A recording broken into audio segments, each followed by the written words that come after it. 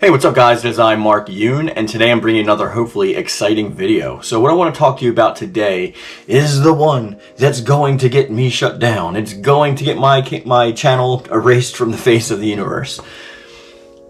This is what they're going to avoid for SoulCalibur 7. So, those of you who are in the comment section, I've been seeing a theme go on lately about it's not the majority, but about, I think like 30% of comments that are making projections about SoulCalibur 7 seem to keep going in the route of time skip. I'm here to tell you we're probably not going to have a time skip. If anything, it's going to be something insignificant like 1 to 3 years or something like that. It's not going to be skipping generations like it did for SoulCalibur 5, and I'm going to get into the reasons behind that. But for those of us that know, whether we enjoyed parts of SoulCalibur 5 or not, it was in fact the worst selling SoulCalibur game. Got the DLC canceled, it actually put the series on hiatus, and pretty much got Project Soul over and done with until they put together a new team, specifically with Morihiro Okubo at the helm as lead producer, to try and get this new team to get a SoulCalibur 6 off the ground using a very, very, very limited budget. Okay, we all know that story. I have plenty of videos covering that. We don't need to get into that right now. But what I want to talk about is the things that didn't work with SoulCalibur 5 that are definitely not going to repeat, okay? So, I know we have our peer fans out there, and even fewer still Patroclus fans, even fans of, Natsu and Shiba. I get it, okay? There are fans of these characters. It's become painfully aware to me after doing this channel for 6 years now that there's fans of those characters out there, because every time we come out and we trash SoulCalibur 5, someone crawls out of the woodwork to defend their favorite character. I'm guessing usually it's probably because SoulCalibur 4 or 5 was their first game, but I mean, teach their own, right? It doesn't matter to me. If your favorite's your favorite. But what I want to talk about is why they're not going to do a time skip. I'm going to give you 3 reasons. The first reason, which is probably the most important, is that the story's got a continuation arc. It's going down a certain path. It's going into a certain narrative. We have the Ishka Oct nightmare and the rest of the putting together the swords and the shepherds and going out and trying to find the evil shards of Soul Edge. And we have Algol trying to run the scenes in the background, who's trying to break into this dimension, into this timeline. I'm going to do a whole video on what Algol is doing and why he's there and all that stuff, probably on Friday's video. So stay tuned for that. But we also have the stuff that Aswell started. We have Amy being transformed into Viola.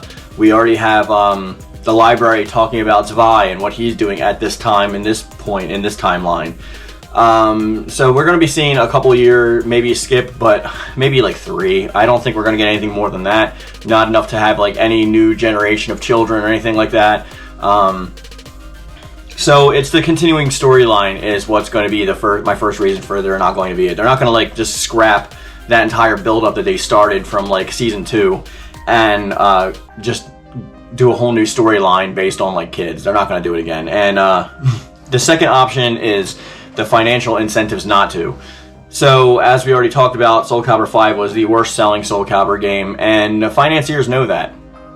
Now, a lot of people aren't familiar with the financial end when it comes to these kind of projects. A lot of people tend to put most of the onus on the publisher, which the publisher is important in the process. They're in charge of giving them a project timeline, allocating the budget, keeping them on track, and pretty much giving them a release date and keeping them to it, which goes into a timeline. So a lot of people know that aspect of what the publisher actually does. They publish the game. But there's money that the publishers get. Publishers aren't just pulling money out of their butts and funding these projects with a hope for a return on investment. That's where the financiers come in. There's a board of directors, corporate, there's headquarters for these companies, these publishers, and then behind them we have our financiers. We have the people that are actually hedging their bets and using this as kind of their main source of income is pretty much getting money back from projects that they fund. So if like they look at the numbers from the past game and they say, well, SoulCalibur 5 only sold like 1.4 million copies or something like that, and SoulCalibur 6 has already superseded that in just physical sales alone with over 2 million sold, which was like last year, so it's probably beyond that at this point. And we're greenlighting this sequel, what are we going to spend our money on? So they're going to come to them with their ideas, they're going to come to them with their timeline, how much money they're projecting to make, how much money they're projected to cost for marketing, and then the financiers actually gather the money and put together the money with the specific numbers in mind of getting a specific amount of money back. That's just how the projects are funded. So they're not going to come to them with the same kind of talk that they did with SoulCalibur 5, the presentation being like, this is going to be a time skip, this is going to be like Street Fighter Third Strike, we're going to have like a whole new cast of characters, all of the old characters are gone, and like this is kind of a passing of the torch kind of thing, which all sounds good on paper, I guess, but in execution, the fans pretty much told them that that's not what we want.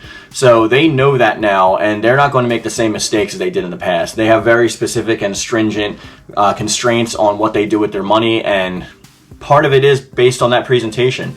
So you can be sure that they're not going to fund a project like this without, you know, a positive return on investment. That's just basically what it is. They want more money out than they put into it, because that's how they make their money.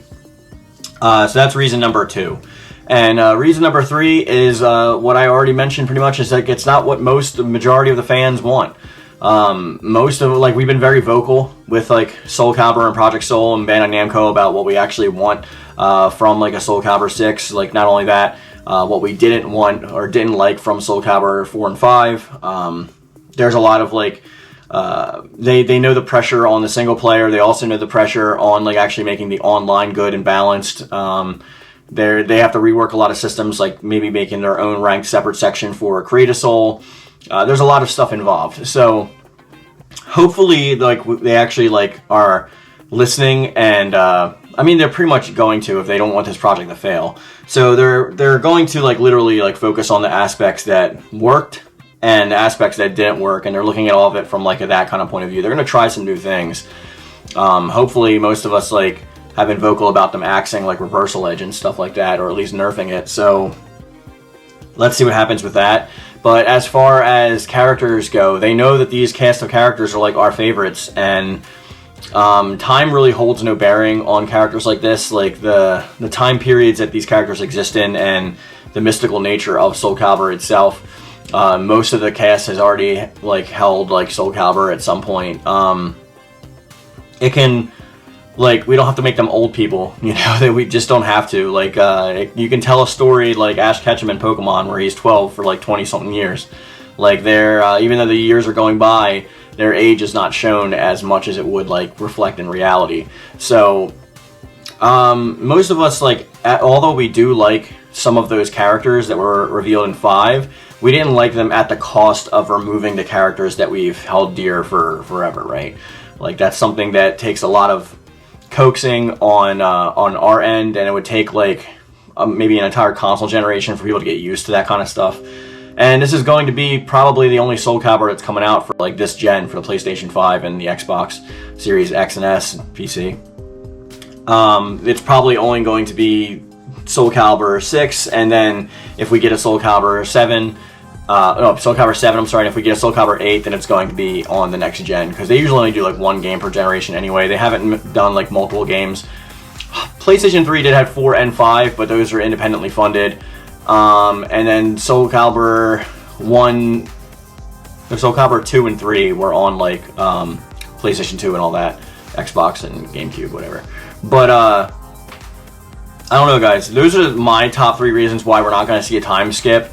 Like, hopefully those make sense. So we got like the investors, we have us, and then we also have the plot. So that should be enough to convince you. If not, let me know your thoughts in the comment section down below, or bring the conversation over to my Discord, where there's a link in the description box down below.